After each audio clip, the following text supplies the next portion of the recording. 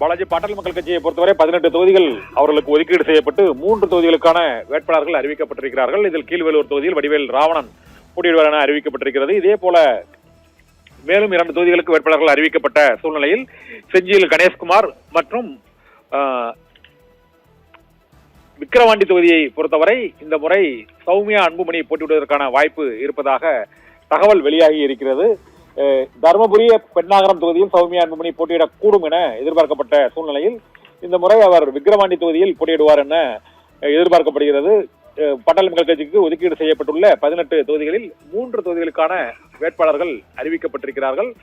கீழ்வேலூர் தொகுதியில் வடிவேல் ராவணன், அம்பத்தூரில் KN சேகர் மற்றும் செஞ்சியில் கணேஷ்குமார் ஆகியோர் போட்டியிடுவார்கள் என அறிவிக்கப்பட்டுள்ள சூழ்நிலையில் இப்போது அந்த கட்சியின் முக்கிய தலைவராக திகழக்கூடிய அன்புமணி ராமதாஸின் மனைவி சௌமியா அன்புமணி விக்கிரவாண்டி தொகுதியில் போட்டியிடுவதற்கான வாய்ப்பு இருப்பதாக இப்போது தகவல் வெளியாகி இருக்கிறது.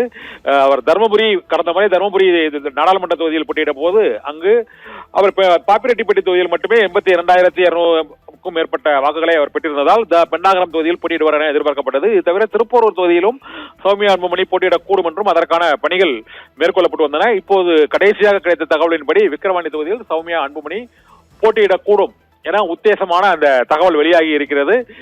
18 தொகுதிகளுக்கான வேட்பாளர் பட்டியல் இன்றே அறிவிக்கப்படக்கூடும் என எதிர்பார்க்கப்படக்கூடிய சூழ்நிலையில் இந்த 3 தொகுதிகள் தவிர மீதி உள்ள 15 தொகுதிகளில் சௌமியா அன்புமணி போட்டியிடும் தொகுதியும் முக்கியமாக கவனத்தை ஈர்த்திருக்கிறது. இதனால் அவர் இந்த முறை விக்கிரவாண்டி தொகுதியில் போட்டியிடுவதற்கான வாய்ப்புகள் அதிகமாக இருப்பதாகவும் கூறப்படுகிறது. இது தவிர அந்த கட்சியின் முக்கிய நிர்வாகிகளான வழக்கறிஞர் பாலு உள்ளிட்ட முக்கிய நிர்வாகிகளுக்கு எந்தெந்த தொகுதிகள் என்பது குறித்து சோளிங்கர் தொகுதியில் இந்த வழக்கறிஞர் பாலு போட்டியிடக்கூடும் என தகவல் வெளியாகி இருக்கிறது. இதே போல மற்ற தொகுதிகளுக்கான வேட்பாளர் தேர்வும் நிறைவடைந்துள்ள சூழ்நிலையில் ஏற்கனவே சட்டமன்ற உறுப்பினர்களாக உள்ளவர்களுக்கும் மீண்டும் அந்த அன்புமணி பிரிவுக்கு வந்துள்ள அந்த 3 சட்டமன்ற உறுப்பினர்களில் இப்போது முக்கிய நிர்வாகி வடிவேல் ராவணனுக்கு வாய்ப்பு வழங்கப்பட்டிருக்கிறது. இதே போல கணேஷ்குமாருக்கு வாய்ப்பு வழங்கப்பட்டிருக்கிறது. இது போல மற்ற 3 பேருக்குமே வாய்ப்புகள் வழங்கப்படும் இந்த தேர்தலில் போட்டியிடுவதற்கு என தெரிகிறது. இருந்தாலும் மாமல்லம் சின்னம் தொடர்பான வழக்கும் நிலுவையில் இருக்கக்கூடிய நிலையில் அந்த வழக்கு நிறைவடைந்த பிறகு முழுமையான பட்டியல் வெளியாகக்கூடும் எனவும் எதிர்பார்க்கப்படுகிறது. பாலாஜி.